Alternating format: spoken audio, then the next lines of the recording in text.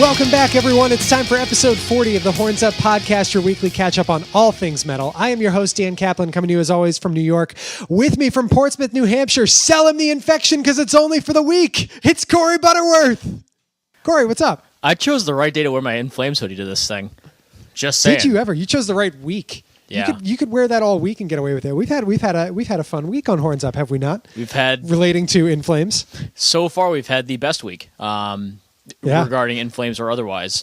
So why don't we walk the listeners through it who may not be aware. Sure. It all started with your top 10 on Monday. Nicely done. Thank you. Your pre-2000 only top 10. Or in all fairness, that was not intentional. I mean, if I had prerequisite or if I had prefaced it with, I'm doing a In Flames top 10, but only for pre-2000 songs. Yeah, that would have been appropriate as well. But just the way it worked out, yeah, every single one of those 10 tracks was from before the year 2000. Which I mean, let's be real. I mean, I like their post Clayman material, some of it, but I do too. If you're talking about the best of the best, it's going to be before that. Right, exactly, and that's kind of how I described it. I tried to speak to that a little bit in the brief write up before I dove into the actual songs. But yeah, it's not like I don't like anything post 2000. When you think about the best songs in their discography, you got to go with what defined their careers, what defined the genre of music they used to play, that kind of thing, and that's easily everything just erased through Clayman. Yep, you got to stick with those albums. You really do. No doubt. And that Black Ash Inheritance EP that people tend to forget about. Oh, of course. I always lump it in with Jester Race because I have the remastered version of Jester Race, which has Black Ash Inheritance built in. So, right. Yeah. But yeah, so you went ahead and you did your top 10, your pre-2000 In Flames top 10. And what do you know? The next day, I turn on the Twitter and and what do I see but an @ from @InFlames Sweden, the official In Flames Twitter account, mentioning our top 10, your top 10. Shared it out. I Instagrammed it. I Facebooked it. We just about lost our collective shit between us. Dude, I took a screenshot of that tweet, and I just saved it as a PDF on my computer. I'm like, I'm going to print this off. I'm going to frame it. This is the single most important thing that's happened to me since I've started blogging, writing, discussing metal for the public to this point, period. The biggest thing that's happened to me. This is, despite the fact that obviously some of their new music is hit or miss for most people, they're in the top 5 of my favorite bands. This is a huge deal. I mean, granted, if I had Behemoth say, "Hey, Corey, great work. We're so happy with you," I'd probably kill myself out of joy. But this is pretty close. Well, yeah, you would have completely peaked after that. Yeah, exactly. I would have quit. I'm done, guys. I'm retiring. Thank you. This is cool, though. This is awesome. I'm very, very happy. I nearly lost my shit at work when I found out, and yes, cheers to that. Yeah, gotta be nice. Gotta be a nice way to take your mind off all the snow that you're still getting, dude. It's up in New Hampshire. 2 to 5 inches. 2 to 5 inches tonight. Jesus Christ! it's not gonna stop. It's fucking bullshit. Oh my God! There was a BuzzFeed. I put it on your Facebook. I don't know if you got a chance to look at it yet, but there was a BuzzFeed list of like 24 reasons why it sucks to live in Boston or New England during this snow. It's got like all these pictures of like people whose doors are completely covered in snow, whose cars are buried, who like what the hell? There's a sidewalk tunnel. They just tunneled through snow on a sidewalk because it was like 10 feet high. I don't know. It's the mountain of snow on the MIT campus that's just a giant drift, basically. It's crazy up there. It's crazy up there. You'll be seeing it next week. I sure will. Maybe I'm still like I'm kind of concerned at this point. It's crazy. But yeah, the one good thing that's come of it will not impact me at all because that's my life. There is like this pretty awesome group, whatever you want to call it, sledding thing in downtown Boston, where they just take this giant snow mound that's 2 stories high and just make this super long snow hill right in the urban city. I'm sure I think they like closed down one of the streets and there's like a bar made out of the snow. So they just pile a bunch of snow together. They carve it into a bar and they have like drinks and stuff. It sounds kind of awesome. But no, aside from that, it makes me pretty much want to kill myself. So yeah, fuck you. That's where you're at. We're still sitting on the same like piddly maybe 6 inches on the ground from that last snowstorm that wasn't the blizzard that wasn't, But Sure. let's not talk about that. We've beaten that dead horse. We've beaten that horse to death. I don't know what the expression is. We've Both work. enough of it. I just turned enough into a word because a verb because not grammar. Trying to go with a real phrase and a real term to just not using grammar at all. That's inadequate. That's so us though, isn't it? Yeah, it is. We us all the way to Moving on, let's get into some headlines for the week. Right off the bat, news from earlier this week. Some concerning news from the I Hate God camp. The band had to cancel a bunch of upcoming tour dates. They announced this cancellation earlier this week on their Facebook. The dates were canceled. Upcoming treks to both Australia and Mexico, out of concern for singer Mike Nine Williams' health. Williams has been suffering from exhaustion after dealing with a pretty much nonstop tour schedule over the last year or so. Not to mention, I'm sure still reeling from the death of his lifelong friend, Joey LaCaze, the band's original drummer, about a year and a half ago. And apparently their recent run of East and West Coast dates had already gone against the doctor's orders. But now they've just decided they really can't push on any further. Statement from the band's Facebook: Mike Nine's mental stability and health are major serious issues at this point, and we're very, very sorry for putting our fans and business partners in this miserable position. We feel horrible about these empty spaces in our schedule and will make up these tours as soon as possible. The cancellation is in no way the fault of any of the promoters or foreign booking agents. We hope our fans understand. Now, beyond this, the band's scheduled to play a couple festivals over the summer. They've got Roadburn, which I guess is not over the summer, it's in April, but then also Hellfest in June. Yes.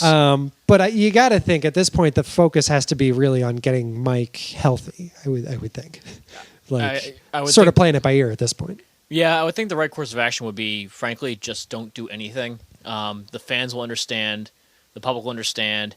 It sucks, it's a bummer, but that's just one of those things you don't push. Right.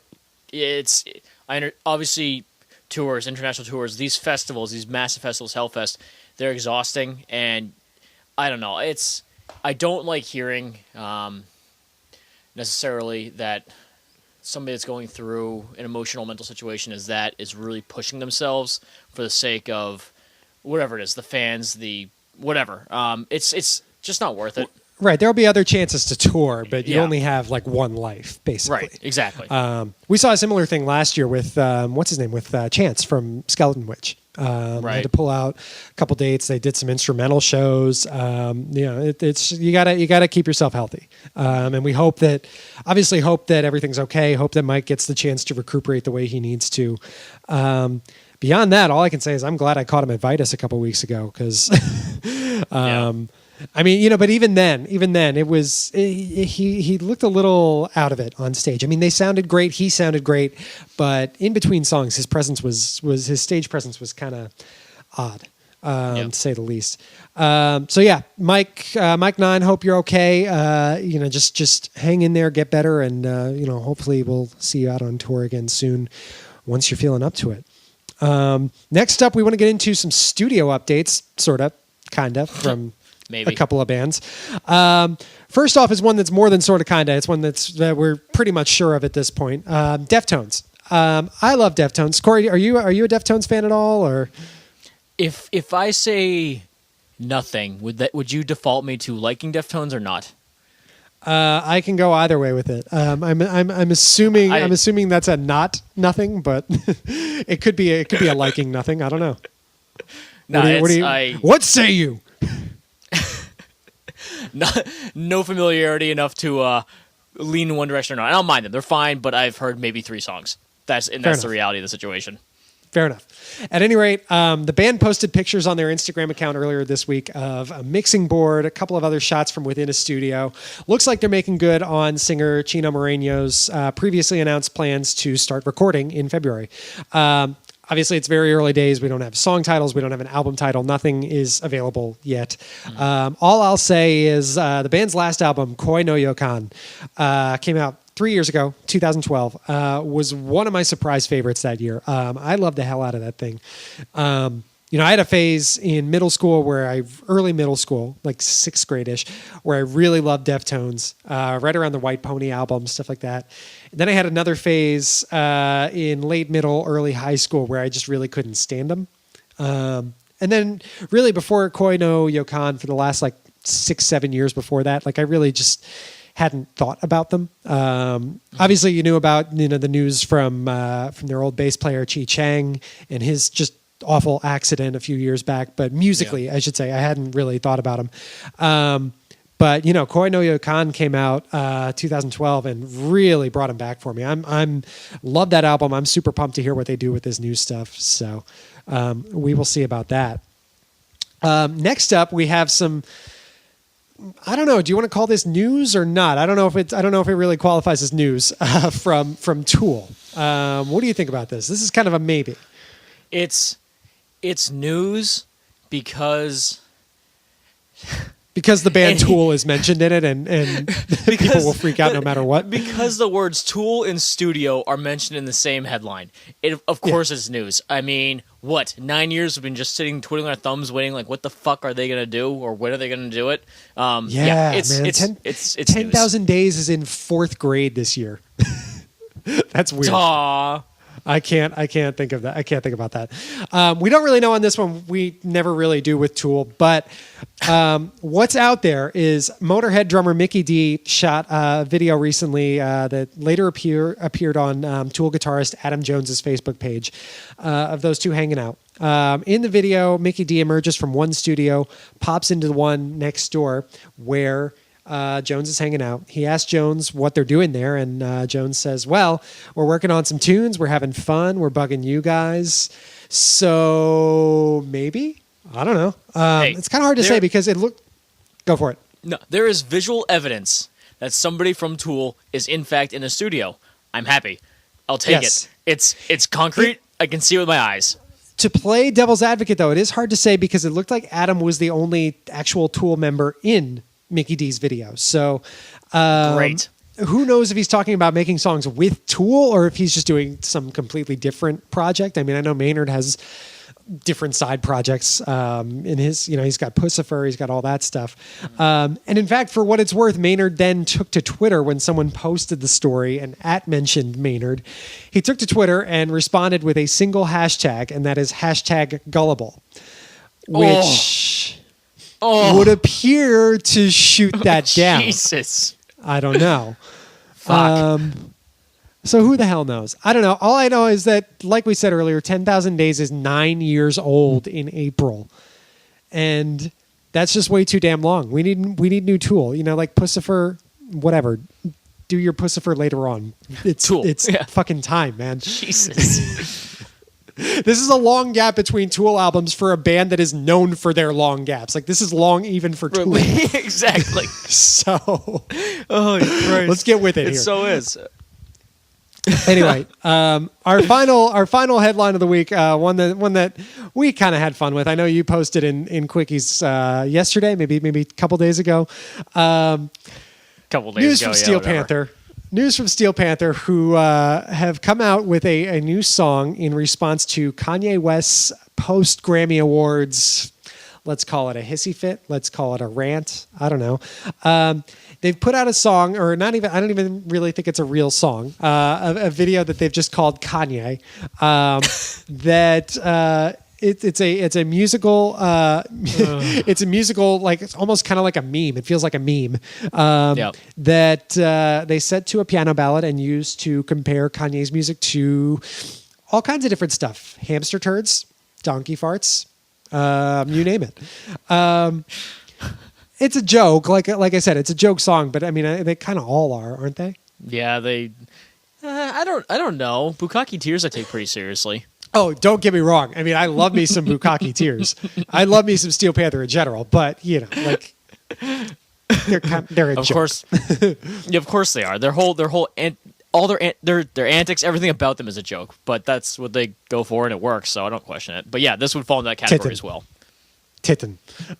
Yeah. Now, the video, in addition to slamming Kanye West, the video does say Beck's music is some weird stuff. One of the lyrics is, quote, Beck's music is some weird stuff. So I don't think they're 100% on Team Beck either, but I don't know if that's really the point.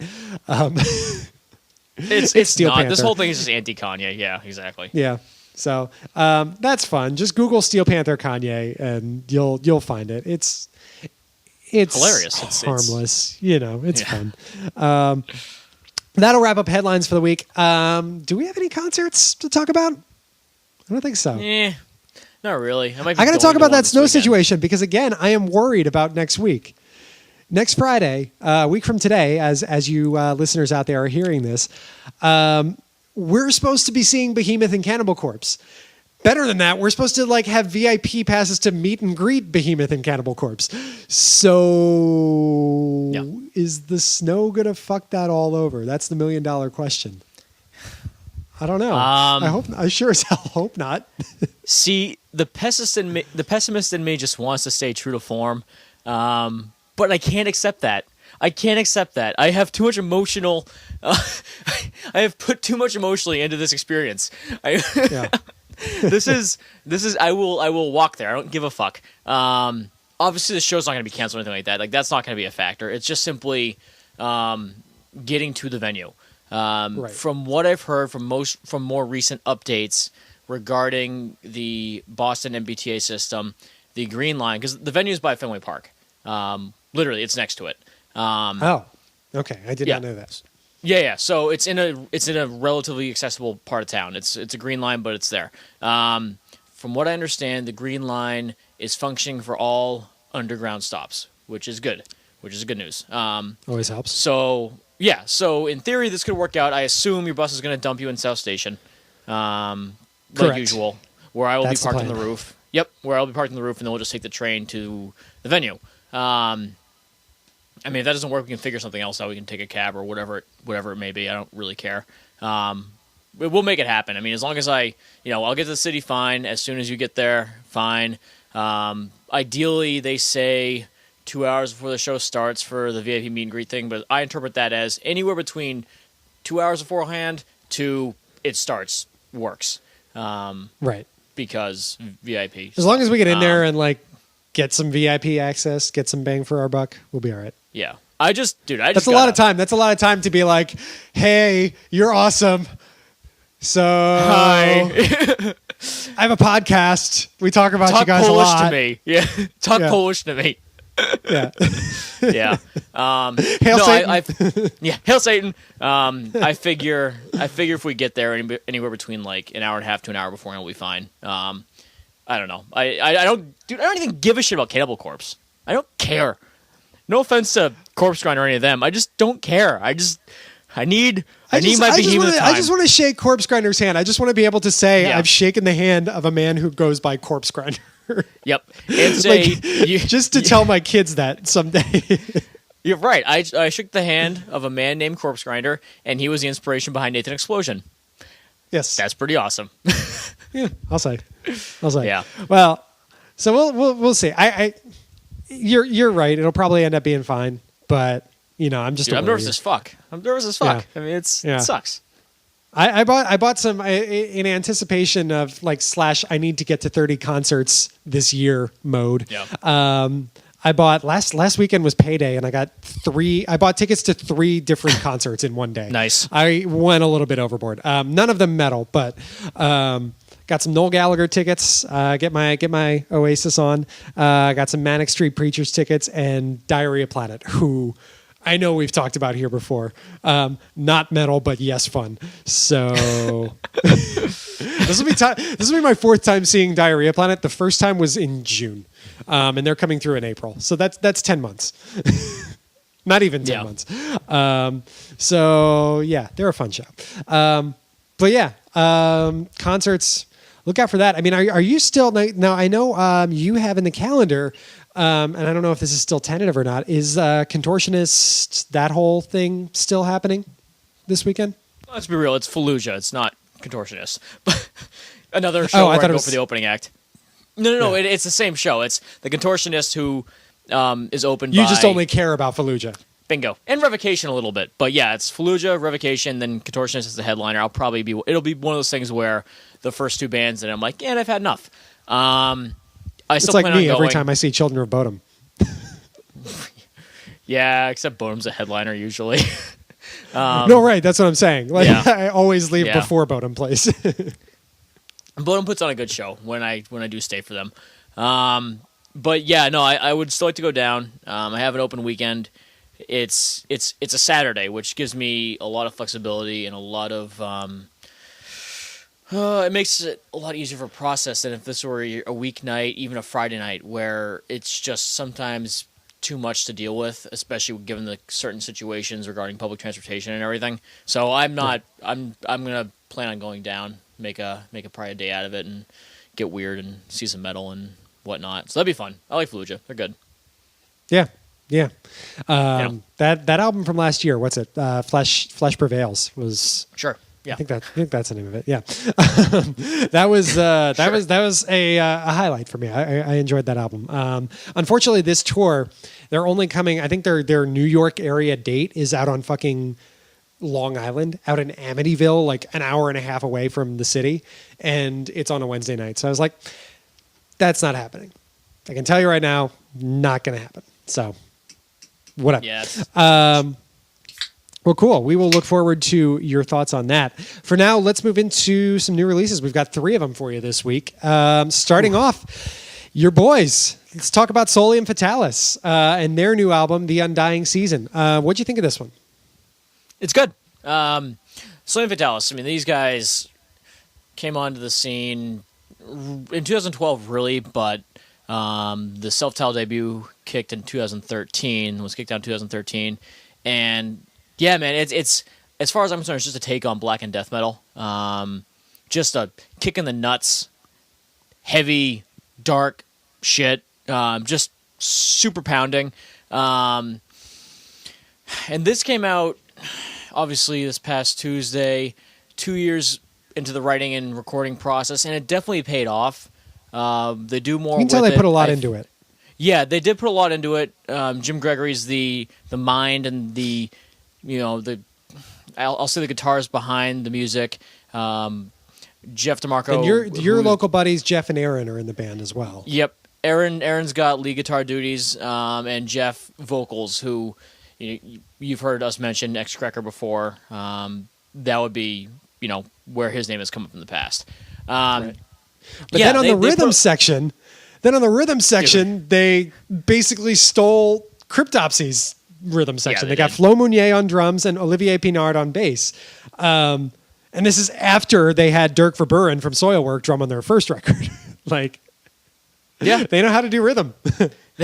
They do, and it's just really a testament to what Jim's put into this. He puts everything, money, effort, blood, sweat, tears, the whole deal into these albums. And I definitely think the fact that he took more time on this really led to a lot of positives. There's a little bit more of an atmosphere to it. It's got more personality. There's a little bit more focus on the production, and I don't want to say necessarily the production, but the feel of the leads on it. They're a little bit more pronounced. Nice little bit of a more melodic touch to it.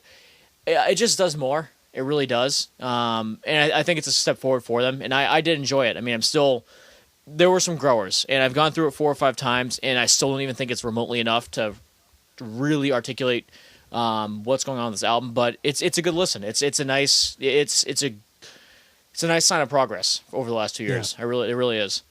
Yeah, I thought it was a nice step forward too. I mean, I think there are parts that still aren't 100% there yet. I think of a song like Corporeal Form, Sure. which starts out like a motherfucker, but then kind of loses me a bit down the stretch. But I think, toward the end of the album, there are some real gems. I really like Paths to Obliteration.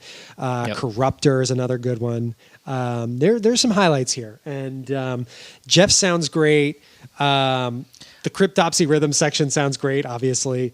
Like Flo Mounier in particular. Like, he is so ridiculous on those double bass patterns that it almost sounds robotic at times. But yeah, no, I think it's some good stuff here. I definitely a nice step forward for him. It's probably the darkest and the most, I guess emphatic might be the right word, that I've ever heard Jeff sound on an album. Jeff just sounds ferocious on this record, and it's crazy. It's got the same. It does have the same backbone, the same. I guess you could say like punch in the throat, black and death metal feel to it. But I just think they do a little bit more. It's just, it's a step in the right direction. I enjoyed it. Solium Fatalis, Undying Season, New Hampshire. It's out now on Gailey Records, Canadian-based label. Check it out. Yep. Next up, I want to talk about a new one that Zach told us about this week and reviewed, in fact, this week on the Horns Up blog. Let's talk about Death Karma and their debut full-length, The History of Death and Burial Rituals, Part 1. Now, this is a Slovakian death black metal duo who are on Iron Bonehead. And I don't know if you had a chance to listen to this thing, but this was a terrific fucking album. Did you get through it at all, or? I went through it once, and dude, that wasn't even it was stupid to have even gone through it once. This is one I want to go back to like 2, 3, 4 times because, again, like you said, it really is like a concept album in the sense that it covers all these different death and burial rituals, and there's just a lot to pull out of it, and I just haven't yet. Yeah. So it explores death and burial rituals in there are 6 songs on the album, and each represents a different country and a different culture around death. And we get Slovakia, we get China, we get Mexico, we get the Czech Republic, you name it. It's a really interesting record. It's a kick in the ass and an anthropology lesson. So, go figure. But really, really cool stuff. A lot of different native influences on each song. It's the kind of thing like Max Cavalera would have absolutely shit himself over in the mid-90s. Just bringing in all these just different cultural influences into their extreme metal sound. I think some songs work better than others. I mean, the vocal style in the first half of Mexico was a little grating. Not entirely sure what they were going for there, but it got better as the track went along. And, Czech Republic and China toward the, in the second half of the album, just really fantastic songs. Really, really just all out assaults, basically. It's a diverse but really, really crushing listen throughout. Yeah, I would recommend for you, Corey, to go back and re-listen to it a couple times. Folks out there, listeners, check it out. It's on Bandcamp right now. Death Karma, The History of Death and Burial Rituals, Part 1. It's on Iron Bonehead. Iron Bonehead is having one hell of a year so far. Check it out. It's fantastic stuff. Tied actually with, I scored it. It is tied with Desolate Shrine atop my favorite albums of the year list so far. Nice. So very, very good stuff. Curious about what part 2 is going to bring. Yeah, exactly. I'm very curious. Finally, I want to talk about one from last week that I just really, really enjoyed. This is from Krakow. It is their third full-length album called Amaran. Krakow, despite what you might assume from their name, are not based in Poland. They are from Norway. And they are like sludgy post-metal. This thing is 7 songs in about 44 minutes, and it's just all the right length. It's long enough to admire, but short enough to avoid getting boring. It's a nice mix of like really heavy stuff with some ambient, some psychedelic influences. There's just, there are songs that do post-punk rhythms. There are songs that just get crushingly heavy, like Of Earth, which is 9 minutes long and actually makes you feel like you're going insane while listening to it. The closer is called 10 Silent Circles. It's this clean. It's really reminiscent of Opeth. Nice. It's just pristine. I mean, they do all different kinds of stuff and they change around the styles so much on this thing, and yet it all sounds good. It doesn't feel forced. It's just a tremendous listen. I praised it. I heaped the praise on it in my my full length review earlier this week. Just really, really an interesting listen. So that is again, that is called Krakow. The album is Amaran, and it's out now on Dark Essence Records. So give that a listen. We've had a couple other reviews this week on the blog. We've had stuff from Sumac, Primitive Man, Barshaskith, Zach and Joy, and you as well, Corey, have been all about the reviews. So check those out. hornsupmetalshow.com. They're just on our homepage. And you can finally read their... That's 80% of our content. Right, it really is. But you can finally read that review about that Icelandic band I can't pronounce because that's finally on our website. Disturbing. Yeah. The one I was planning on writing last week, but then got completely burnt out. Right. Yeah. That you did a good job with that. That was an awesome review, though. Thank you. Yeah. Thank you. I enjoyed it, so it was fun to write. That was a great review. Yeah. Yeah. So yeah, check those out. hornsupmetalshow.com. Some good albums this week. Some really, really fun listens this and last week, I suppose. For real. Moving into our final segment, into Horns Up, Horns Down. We'll start off with Horns Up. Corey, what do you got? What's been making you happy this week? Well, it's really hard. I know you're going to talk about this, but I want to just mention very briefly before I go into what I want to talk about for the sake of being different here. But Horns Up is my Horns Up, at least in part. Because shit, it's been an awesome week. So meta. Right? It's been a crazy week. The love's been pouring in. We've been doing well. Lots of hits, lots of views, lots of shares. It's been a lot of fun. The reviews are fun to write. Having Zach and Joy on's been a good time, and yeah, the page views are spiking, and it's just been a really good run of form. And hey, man, it's a reason to get excited after I get home from work, even though it's shitty as fuck outside. I'll put it that way. Yeah, I mean, I'll elaborate. That was going to be my Horns Up as well. Yeah. We crossed just earlier this week on Monday. We crossed the 8,000 page view threshold, and for a dose of perspective, I mean, it took us 8 months to get to our first 4,000, and we're now up to 8,000. So 4,000 more since December. Right. It's been fantastic having Zach and Joy on, and just being able to do album reviews and stuff like that. And thank you all out there for not only listening to the podcast, but coming to the site and checking out our writing and stuff like that. Yeah. Obviously, there's more to it than page views, but it's nice to know that what all our hard work is at least getting some eyes on it and some ears in some cases. So Exactly. Thank you all out there in planet Earth for reading, for listening. This is huge for us. The year could not have started off any better, and we certainly appreciate that. Right. Now, I know you had another Horns Up. Right. We're only at 32 minutes right now as I'm recording. So I know you had another Horns Up that there were some shenanigans that you were planning on talking about this past President's Day weekend. Would you still like to get into that? Or? I love story time. Let's do that. Oh, God. So... You had some fun this President's Day weekend, I didn't sure you? did, and I remember minimal. My memory is minimal. So yes, 3-day weekend for myself. Dan, I don't think you had work, right? Did we talk about this already? I may have mentioned this to you once or twice. Did you? No, work I had off on Monday. I don't think you did. I had off on Monday. Okay, right. So the thing is, as a household, when we have a 3-day weekend, and we know we're not going into work the next day or something, we kind of plan on Saturday how much we're going to drink and how long we're going to be drinking on Sunday, because it's all going to be without consequence for the most part. Oh boy. It's like college all over again. So Friday, I went down to a college hockey game down at Merrimack College in Mass. Yeah, it is going to be fun.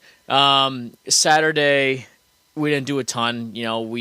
I went to a college basketball game in the area and stopped by some of the local breweries in Portsmouth. One of them is considered actually one of the 10 best new breweries in America. Dan, we'll go there next weekend. It's pretty dope. Nice. Just on the road. But we get back and we're all like, oh, we have Monday off. Let's drink some Bloody Marys tomorrow morning before we do shit or whatever. And we do. And we stock up the fridge, make some Bloody Marys. We have a ton of champagne left over from New Year's and Christmas and all that stuff, ton of OJ. We have a bunch of people over Saturday night. We go to the bars. Gets weird. I fall asleep on the floor in the living room like usual. I wake up on Sunday morning. Wait. You fall asleep on the floor of the living room. Yes. The couches were taken. Continue. I live here. I have a bed, and I still pull this off. I don't understand.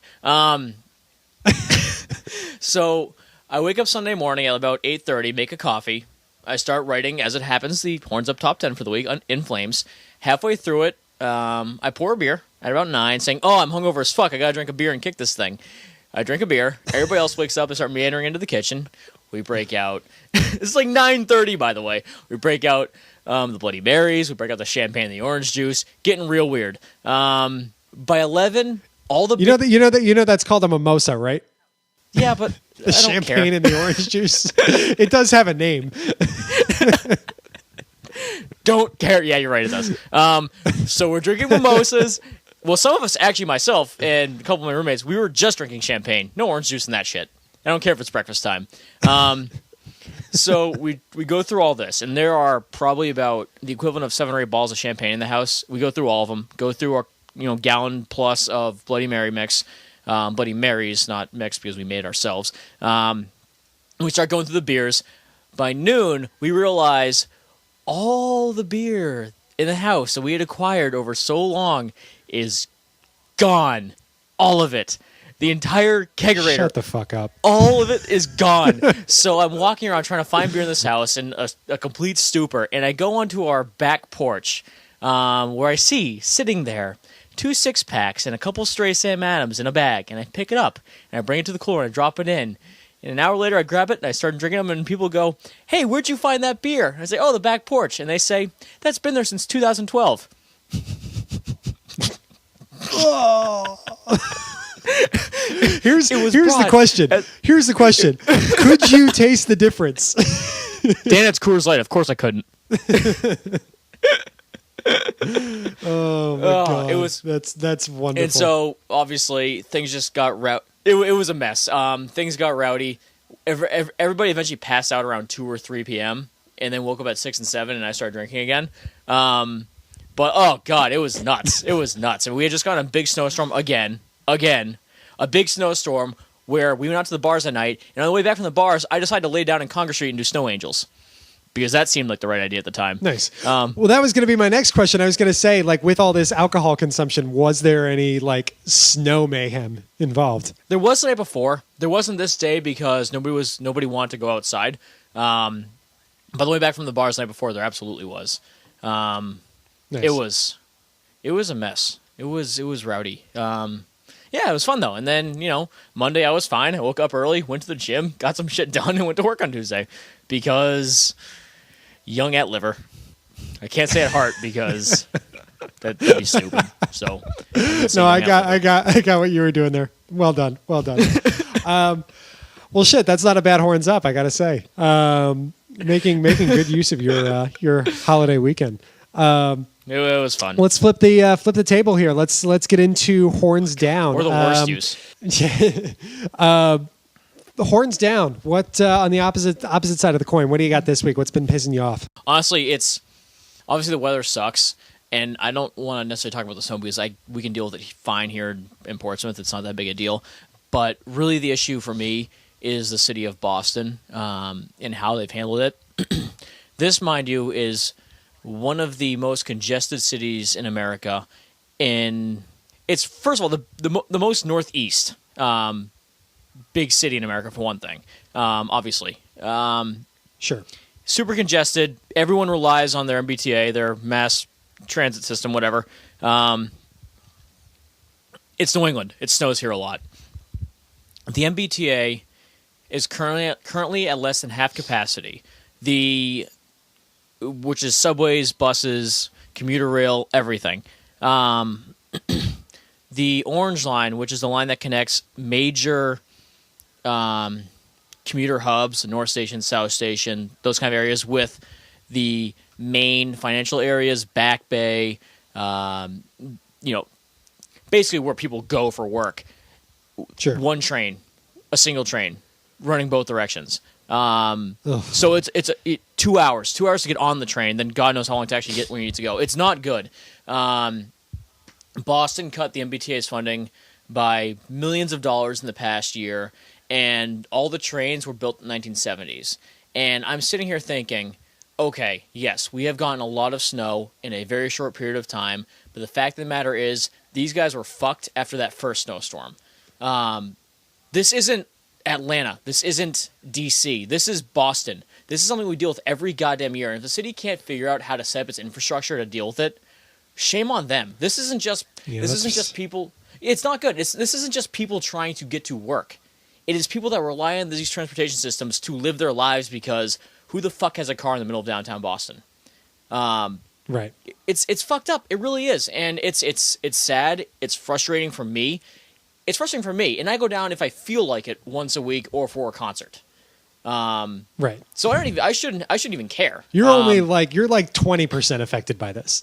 Yeah, I'm 20% affected by it, and it's a 20% that I would like to exert at least 20 to 40% of my life in Boston. It's by choice. These are people that rely on it, and to say that it's going to be up to 30 days not given another snowstorm till the MBTA is up and running at full capacity again, that's a fucking travesty. Give me a break, guys. Come on. I mean, Boston, snow, it happens. Learn to invest some goddamn money in your mass transportation infrastructure. People need it. And that's 30 days that, during which you could conceivably get more snow. Exactly. On top of all the shit you already have. And based on current trends, it's probably going to happen. So, yeah, I don't know. Just not next weekend. Yeah, right. Seriously. No, I think actually we're pretty good for next week. I don't think it's supposed to do anything until for a while. I mean, a couple inches here and there, which is at this point freaking nothing. Yeah. But it's actually supposed to get into the 40s next week, so hopefully that'll help a little bit, right? But no, it's upsetting. It's a shame. It's for such a small, compact, congested, population-dense city. Dude, that subway means everything. It's a super efficient system, except when, it snows in New England, which is... Except when the pressure's on. Right. I mean, come on, guys. Stop being like Boston sports teams and perform under pressure, please. Come on. Ooh, zinger. I don't like Boston sports teams. You can't do that. The Patriots just won the Super Bowl. Yeah. That doesn't apply. Oh, the Boston Patriots? The Boston Patriots, everyone. They're not from Foxborough at all. The Foxborough, Massachusetts Patriots. Yeah, blow me. Yeah. Yeah. Well, hey, you know what? That's as good a horns down as any. We've had a bit of pattern of snow-related ups and downs, right. But hey, as long as it's an issue, we're going to keep talking about it. Might as well. Damn right. My horns down. I'm going to talk about.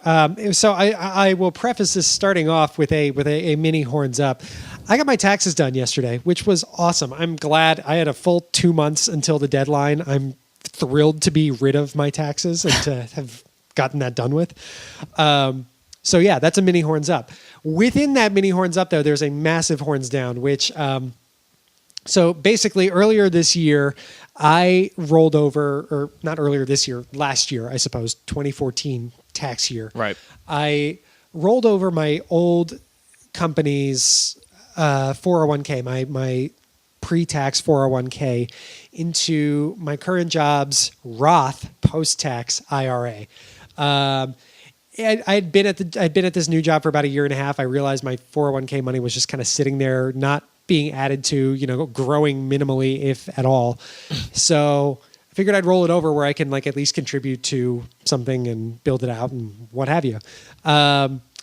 Which was fine. My IRA is looking okay now, but converting the pre-tax 401k into the post-tax IRA meant that my tax refund was more than halved. I mean, I was due close to $400 tax refund, and with the penalty I paid for conversion and everything, it knocked me down to $160. I was not thrilled. I was not a happy camper. And then fucking TurboTax was really weird. $160, bear in mind. So that's combined my federal and state refund. Mm-hmm. Okay. $160. TurboTax's fees for filing federal and state came out to $78, I think. Yeah. And normally what they let you do is they let you deduct the fees from your refund and just use that to pay it. And I was like, cool, let's do that. Except no, because I tried doing that and TurboTax told me my $160 tax refund was not enough to cover the $78 in TurboTax fees. Math. Because apparently TurboTax lives in some bizarro alternate universe where 78 is more than 160. That doesn't math, TurboTax. I'm sorry. That doesn't math. It doesn't math at all. Jesus Christ. So whatever. I put it on my credit card and I guess I'll get my full refund. Who cares? But like, damn it. I was looking at almost $400 and then I got halved. More than halved. So that's my horns down.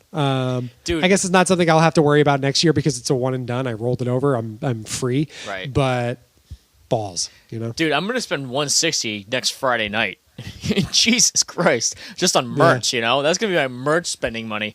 Yeah, seriously. Good Lord. Next Friday is actually my payday, so I will be probably a little bit inclined to partake in merching and other shenanigans as well. I need all the behemoth things, all of them. I have a football scarf that says behemoth on it. For fuck's sake, like I don't even have a behemoth shirt. I need to get at least a behemoth shirt. Yeah, they've got some good ones. Yeah, I gotta get a beanie. I gotta get a hat. I need all kinds of stuff. I got books. I have behemoth books coming to my door the next month that I'm just super excited about. You're basically paying like Nurgle's like next month of mortgage in Poland. I've probably covered a mortgage payment or two in my day. Oh man. Well, we shall see. We'll get to that next week, or maybe the week after. The week after on the podcast, because I can read a calendar. Right. The week after. For now, we're gonna wrap up. That was episode 40. Reminder: check out the Horns Up blog for all the rest of our content, our album reviews, our retrospectives, our top 10s. You name it, it's all there. HornsUpMetalShow.com. Like us on Facebook. Follow us on Twitter and Instagram. We have streamlined everything. We are now Facebook, Twitter, and Instagram at The Horns Up. Facebook.com/The Horns Up, Twitter at The Horns Up, Instagram at The Horns Up. For reasons that will become clear later on. Yeah. I'm going to leave it cryptic for now, but like us, follow us, tell your friends to do the same. We will keep you in the loop on all of our content and all of our snark. On a personal level, on the Twitter, since we can talk about this now, I am at DCaps89. Corey is at Mr. CM Butterworth. Follow us there. And yeah, the podcast. Check out the podcast on iTunes, on Stitcher, on Podbean. You name it, we're there. Subscribe. Tell your friends to do the same. We love having you guys as listeners. It is wonderful. It's why we make this podcast every week. Yeah. Well, actually, no. We make it because we enjoy it. Dan, your listenership is just a bonus. We are opinionated assholes. We just need ears to hear them. Yes. Correct. But yeah, again, this has been episode 40. I can't believe we're at episode 40. That's kind of crazy. Oh man, midlife crisis. We'll be coming up to 52 to a full year's worth at MDF. That's good. I mean, maybe a week or so before. I got to look at the calendar, but yeah, man. Yeah, it's weird to think about. Anyway, I digress yet again. Episode 40. Thank you guys as always for stopping by. We certainly appreciate your listenership, and remember, live, love, plow, horns up. We'll see you next week.